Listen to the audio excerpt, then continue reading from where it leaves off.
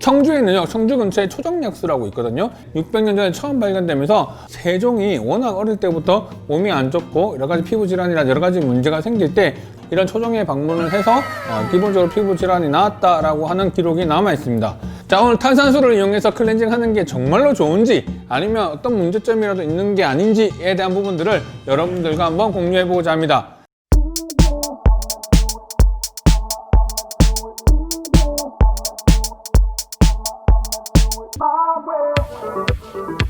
안녕하세요, 피부과 전문의 김홍석입니다. 자, 여러분들 클렌징 할 때 최근에 보니까 탄산수를 이용해서 마무리를 하시는 분들이 꽤 늘고 계시던데요. 제가 예전에 탄산수에 대한 에피소드가 하나 있는데요. 우리가 배낭여행을 하는 시절에 물이 너무 싼 거예요. 그때 이제 미네랄 워터라고 적혔으니까 정말 이게 미네랄이 풍부한 워터구나 라고 생각을 하고 길거리에서 물을 딱 마시자마자 팍 쏘는데 이런 무슨 상한 물을 팔아? 외국에서는 탄산수를 마시는 게 너무나도 일상화돼 있고 워낙 그냥 기본 물보다 이런 탄산수가 훨씬 더 저렴하기 때문에 많은 사람들이 탄산수를 먹죠. 탄산을 마실 때 톡 쏘는 그 느낌, 그 안에 들어가 있는 탄산이 터지면서 되게 상쾌한 이런 기분을 피부에 발라보면 어떨까, 피부에 적용해보면 어떨까 라고 생각을 하면서 클렌징 하는 방법으로 이제 사용을 하기 시작했던 거죠. 많은 영상이나 많은 속에서 어떻게 얘기를 하냐면 이런 바울이라든지 아니면 우리가 세면대에 탄산수를 부어서 탄산수에 얼굴을 푹 담갔다가 이렇게 빼내는 것을 반복을 해서 이런 클렌징을 하는 방법을 많이 권해주고 있습니다. 자, 탄산수는요, 기본적으로 뭐가 들어가 있죠? 이산화탄소가 들어가 있습니다. 물에 이산화탄소가 들어가면서 HCO3-와 H+가 되면서 이 H+, 바로 수소이온이죠. 수소이온이 많이 방출될수록 pH가 떨어지게 되어 있습니다. 우리가 대부분 사용하고 있는 물의 pH는 대부분 7 정도가 되죠. 자, 그래서 우리 피부는 4.5에서 5.5 정도의 약산성을 가지고 있는 반면에 물로만 세안을 한다고 하더라도 피부가 좀 더 알칼리에 가깝게 돼서 피부 장벽이 손상이 될 수도 있지 않을까라고 하는 의구심 때문에 탄산수를 이용을 하면 바로 이 pH가 좀 더 피부에 가까운 5.5 정도에 맞춰져 있기 때문에 훨씬 더 이런 피부의 건강에 좋지 않을까 해서 시작이 된 겁니다. 탄산 온천을 한번 가보면요, 탄산이 녹아들게끔 하기 위해서는 온도가 너무 높으면 탄산이 다 날아가죠. 그래서 물 온도가 약간 낮습니다. 그 다음에 들어갈 때는 잘 못 느끼는데 오랫동안 앉아있으면 그 안에서 상당히 많은 기포가 형성이 되는 것을 확인할 수가 있죠. 몸을 푹 담그는 경우도 있지만 반신욕을 하는 경우가 있잖아요. 자, 이 반신욕을 해서 좀 오랫동안 딱 앉아있다가 나오면 되게 독특한 증상이 생깁니다. 바로 뭐냐면 그 들어갔던 부분은 피부색이 완전히 빨갛게 혈관이 확장되어져 있으면서 상당히 많은 그런 붉어져 있는, 마치 우리가 뜨거운 물에 들어가서 온탕이나 열탕에 오랫동안 앉아있을 때 그런 증상과 상당히 비슷한 것을 확인할 수가 있죠. 이게 바로 보호 효과라고 하는 건데요. 우리 몸에서 산소를 움직이는 과정에서 전달하는 가장 대표적인 게 바로 적혈구 안에 있는 헤모글로빈이죠. 이 헤모글로빈이 산소가 운반되는 이 부분에 있어서 혈액의 pH와 이산화탄소가 영향을 주더라는 겁니다. 탄산이라고 하면 탄산 그 자체는요, HCO3-라고 하는 중탄산 그리고 H+라고 하는 수소이온이 나오게 되죠. 산성이라고 하는 건 어떤 분자가 수소이온을 낼 때 바로 그것을 우리가 산성이라고 표현을 하게 되는데 HCO3-와 H+가 나온다는 이야기는 이 수소이온을 많이 방출한다는 이야기고, 즉 산도가 떨어지는 현상, 즉 혈액의 산도가 떨어지는 현상이 생기게 되죠. 온천물 안에는 바로 이산화탄소의 함량이 상당히 높죠. 그러니까 탄산 그 자체가 들어가 있죠. 근데 탄산이 우리 몸에 싹 흡수가 되는 건 아니고요. 온천 안에 들어가 있는 이산화탄소가 우리 몸으로 흡수가 되죠. 상당히 많은 양이 피부 안으로 흡수가 될 겁니다. 자, 그러면 이산화탄소가 우리 몸에 흡수가 되어서 다시 그게 혈액 안으로 들어가게 되면 혈액에서 H2CO3가 형성이 되고, 이 H2CO3는 HCO3-와 H+가 되면서 혈액 내의 pH가 당연히 떨어지는 현상이 생기게 되는 거죠.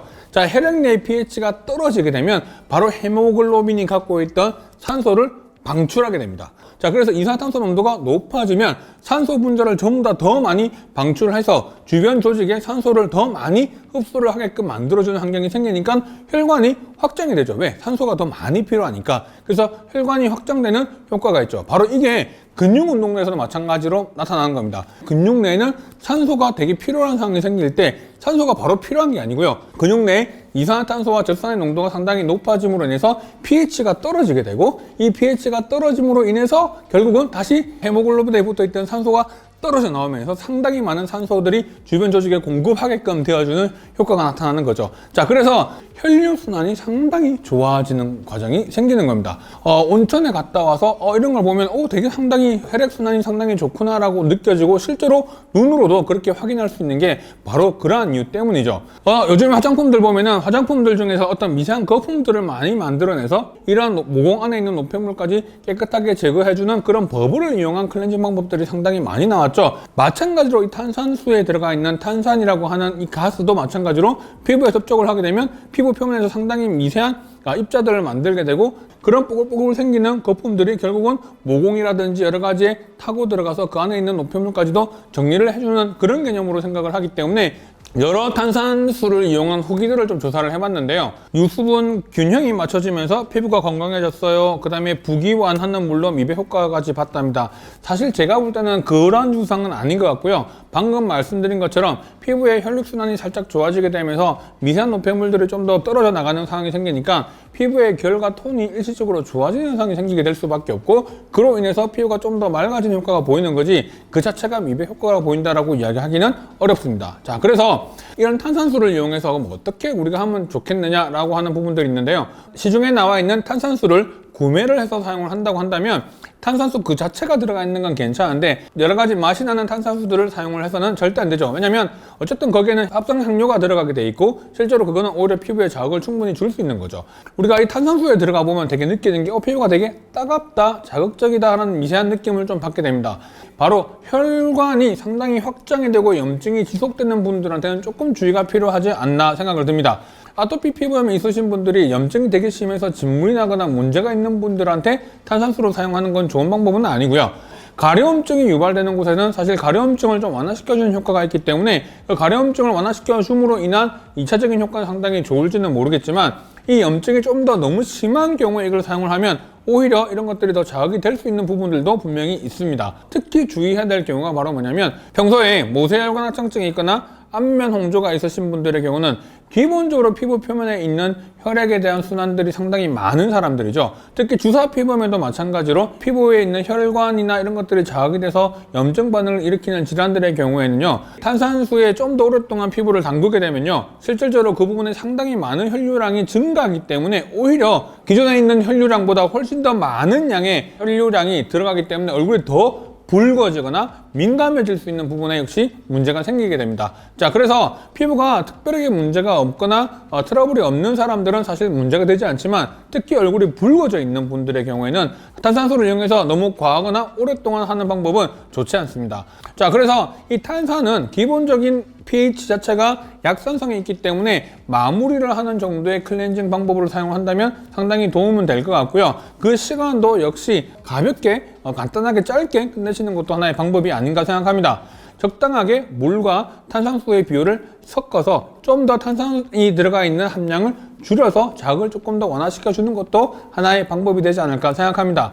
탄산수는 현재까지 상당히 많은 논문과 데이터가 나와 있지는 않지만 탄산수가 가지고 있는 기본적인 그 효능은 혈액순환의 증가 그리고 노폐물의 제거 이런 등등에 대한 부분들이 분명히 도움이 될 수 있고 pH를 좀 더 약산성에 맞춰줄 수 있다는 장점은 분명히 있기 때문에 그런 부분들을 잘 활용하셔서 피부 관리를 해주시면 도움이 되지 않을까 생각합니다. 자, 오늘 내용 좋으셨다면 좋아요, 구독 그리고 알림 설정 부탁드릴게요.